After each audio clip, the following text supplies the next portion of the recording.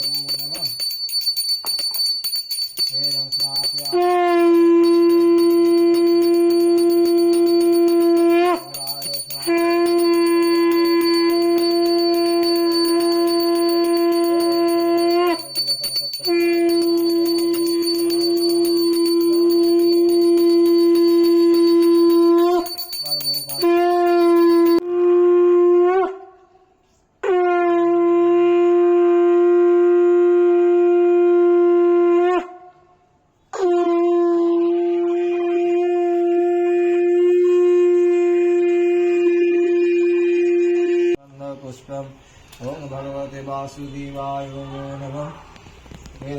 चंद्रगंधपुष्पम ओम हनुमते शंकरवचनाय नमः। चंद्रगंधपुष्पम सर्वमंगलायै नमः। चंद्रगंधपुष्पम दक्षिणावर्त शंखबलये नमः। ओम गणेश नंदिनी संसमा प्रिय नमः। चंद्रगंधपुष्पम जगन्नाथ बलभद्रा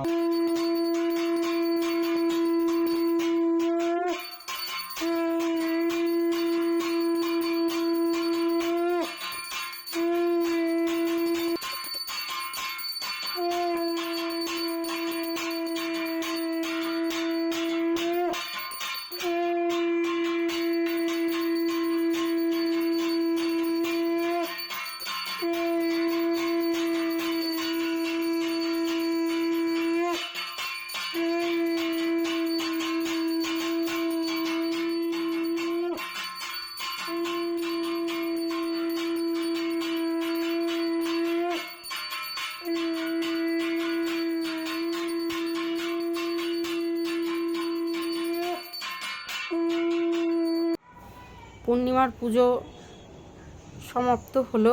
এবার ঠাকুরকে আবির দেওয়ার পালা।